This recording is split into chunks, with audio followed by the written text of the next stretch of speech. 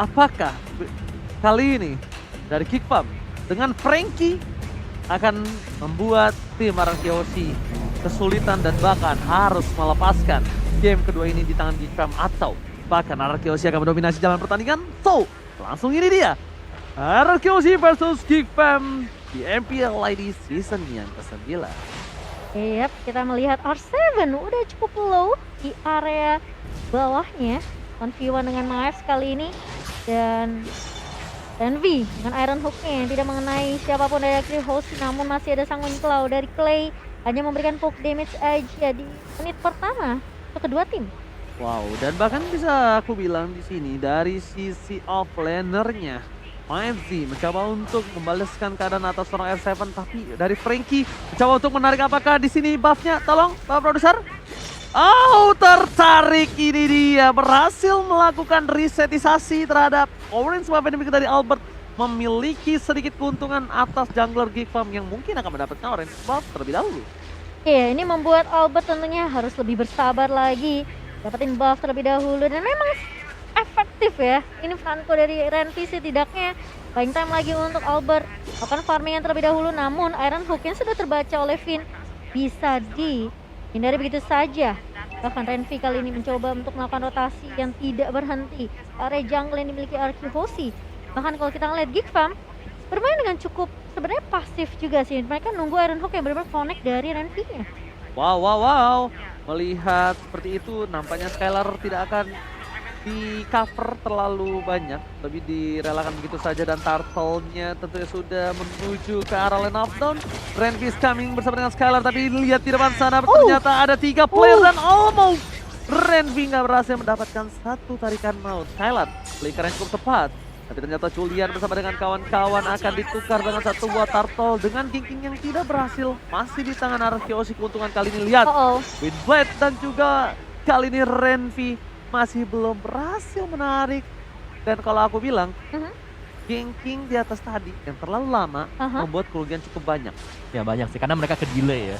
Mereka gak dapetin objektifnya tadi. Karena waktu si Swan lagi nendang dengan corruption strike-nya, wow, oke.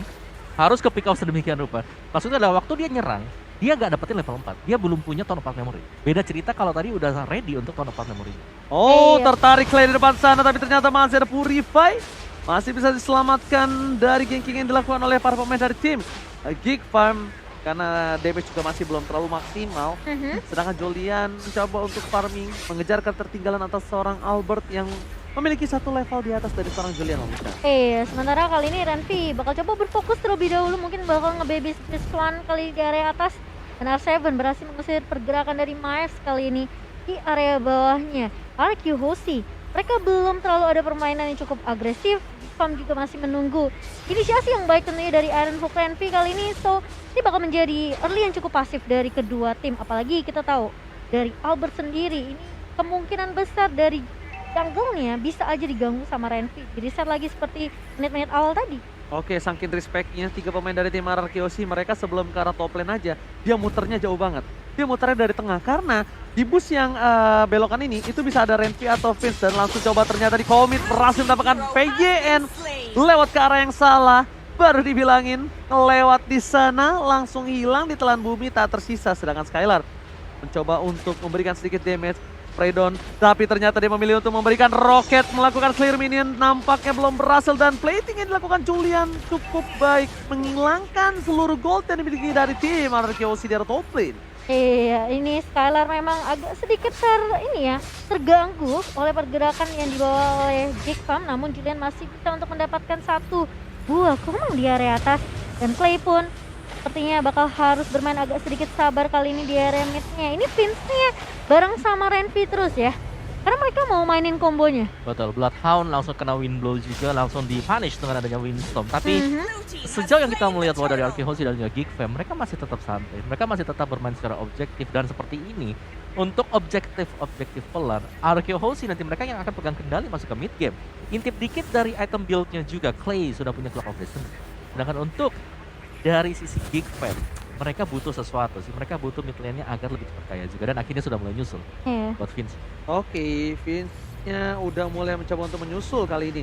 Berbeda dengan di game yang sebelumnya, Lilianya yang tidak dikasih permainan, tapi lihat ternyata shutdown akankah diamankan dengan shotgun yang luar biasa. Pipin, tapi lihat Purify Gaming respect terhadap para pemain dari tim Geekfam yang memiliki crowd control yang cukup besar, membuat Pipin berhasil hidup. Di depan sana Skylar mencoba untuk melakukan satu buah spray down-nya. Bisa kita bilang adalah sebuah keuntungan mendapatkan turret. Bukan platingannya lagi, tapi ternyata Fitz di depan sana tertampar. R7 tercari, Bloody Hand telah dikeluarkan, tapi nampaknya R7 harus kehilangan poin di area tengah. Iya, karena dia sudah mulai kelihatan juga di area MF, dan bahkan kali ini Julian dengan terusnya mencoba untuk mencari ke arah Albert, tapi ini bakal menjadi suatu war yang agak sulit ketika ada Estes yang selalu nempelin, memberikan heal terus-terusan.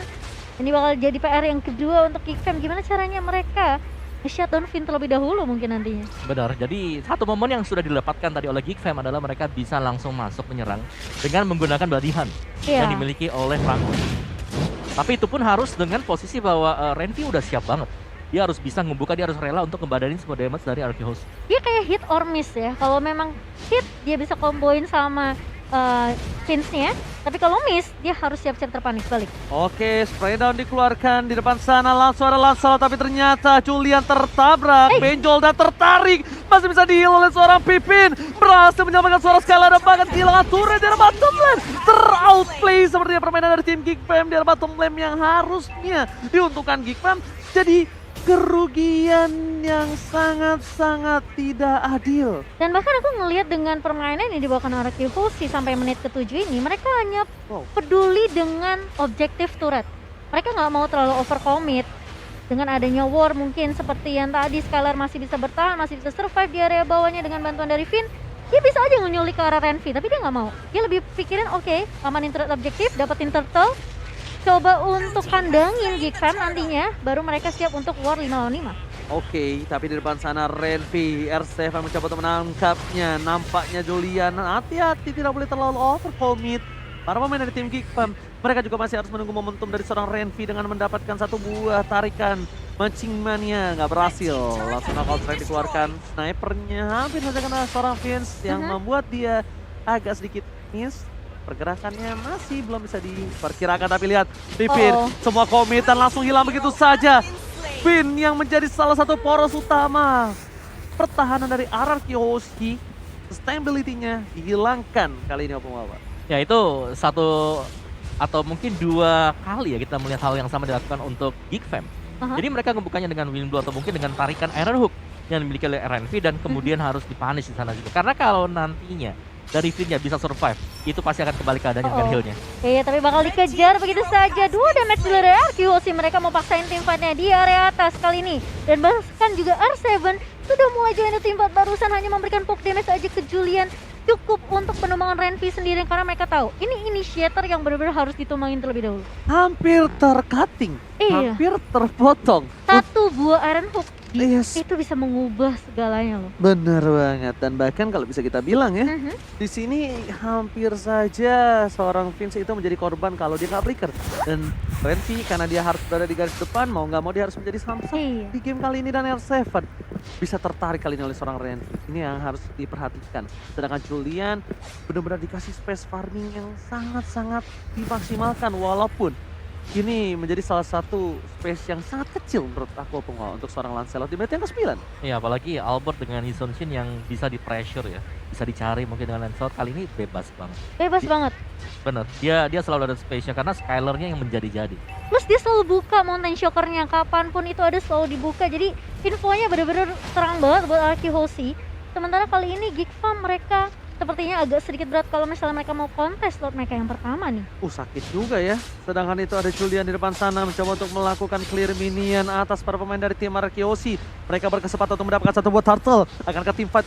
Turtle Lord, sorry kali ini, tapi ternyata langsung dihilangkan satu turret bersama dengan satu buah Lord. Renvi akankah tertangkap? Flicker melakukan gocekan mau, tapi Albert tidak mau tinggal diam. Turret akan menjadi pilihan utama terlebih dahulu, dan R7 berhasil menangkap Renvi. Diangkat begitu saja, tapi glue-nya masih terlalu strong. Glue too strong. Split push yang dilakukan Julian berhasil mendapatkan turret tambahan kali ini di arah top lane. 2 turret untuk Geekfam, namun harus membayarkan dengan adanya kehilangan Lord dan juga kehilangan Renvi kali ini.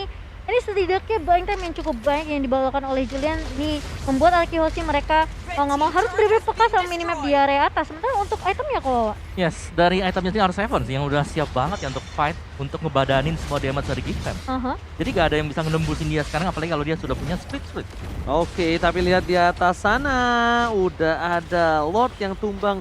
Ini permainan Skylar langsung ini ya, agak sedikit ke flashback ya. Ke flashback. Mirip permainan seperti Oheb di end series kemarin dengan melakukan poking damage terhadap turret meskipun tidak ada minion. Karena dicil sedikit demi sedikit sangatlah berpengaruh ketika minionnya nanti masuk secara bersamaan. lama-lama jadi bukit ya. Lama-lama jadi bukitan. Lihat damage yang diberikan Skylar. Oh my god, seperempat darah terakhir. Fokus ke arah turretnya Skylar benar-benar memberikan sedikit surprise attack. Itu kalau jantungnya udah copot ya guys ya. Wow, dan kali ini lihat semua untuk lane-nya di-clear dengan cukup cepat dari Arkehoshi. Dan bahkan mereka memakan satu demi satu turret yang sudah diamankan, tentunya 6 turret di tangan Arkehoshi. Ini membuat Geek Fam mau nggak mau mereka harus stay di dalam base. Mereka harus benar-benar dapetin momentum balik kali ini untuk comeback. Ini semua bergantung dari Renvi dan juga Vince menurut aku. Karena Julian nggak bisa maju dengan cukup agresif. Ya sebenarnya masih ada Swan juga ya, karena Iya. untuk Swan sendiri dari item build-nya di sini dia udah punya damage yang dibutuhkan. Bahkan Wind of Nature sudah disematkan untuk Swan. Tapi perbedaan goldnya cukup jauh sih kok. Lumayan cukup timpang, but it's okay. Tapi kita bakal lihat di mana permain dari tim Arkehoshi pun dengan perbandingan gold yang cukup jauh 7.000 ini. Hampir setengah loh itu. Iya, hampir setengah. Nah, Itu tuh, Renvi ya. hyper loh. Itu Renvi ya, bukan gold lanernya, bukan ke arah junglernya. Dan akan ada perebutan di arah purple buff. Nampaknya dari Julian tidak akan dikasih semena-mena dan bahkan Maidzi. Lihat, Maidzi terkena sedikit damage dan tarikan Iron Hook kali ini terhadap satu buah. Purple-nya. Clay. Enggak, no. Clay? Enggak, di Diambil. tangan Vale. Di tangan Vale. Tadi kena Windblade kok. Ah, kan bener kan di tangan Vale? Itu fail. Iya, Iya, diambil. dia kena Windblade soalnya tadi. Oke, dan Lord yang akan muncul 15 detik lagi di menit yang ke-12 kali ini. Arkehoshi mendominasi dengan 7,5 ribu untuk net worth-nya. Ini sepertinya agak sedikit berat untuk Geek Fam. Plus mereka menyisakan inhibitor turret aja. Jadi tentunya kalau misalnya Arkehoshi mereka mau langsung Buset. straight to the Lord yang kedua kali ini bakal menjadi Lord yang cukup mudah, Oji. Oke, ini bakal lihat langsung terbuka vision dengan cukup jelas, tapi nampaknya again and again tanpa adanya kontes tidak bisa masuk terlalu dalam kembali. Para pemain dari tim Geek Fam, mereka harus merelakan dan tarikan dari seorang Renvi masih belum berbuah hasil. Mancing mania belum mantap untuk kali ini, masih menunggu dan lihat ini para pemain dari tim Geek Fam, mereka benar-benar fokus untuk melakukan defensif karena ini udah masuk ke menit yang ke-12. Lord udah bisa mengamuk, udah bisa ciha dan bahkan bisa menumbangkan satu buah turret dengan cukup instan.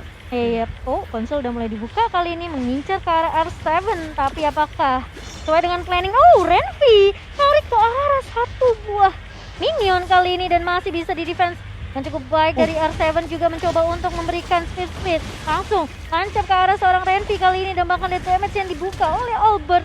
Mereka nggak mau terlalu fokus untuk membagi Renvi terlebih dahulu karena objektif yang dimainkan oleh Arkehoshi ini lebih penting menumbangkan inhibitor di area atas. Gak peduli kalau kata Skylar, biarin daripada berantem di arah bottom lane. Yang penting gue dapetin turret 3 inhibitor, tertarik dulunya. Langsung ada Florian, semua combo dikeluarkan. Tapi lihat, damage-nya double kill. Lagi possible kill, tapi ternyata di sana Albert harus tershutdown. Julian tershutdown di dalam wipe out TCC. Arkehoshi berhasil mengamankan 2-0 penuh tanpa balas.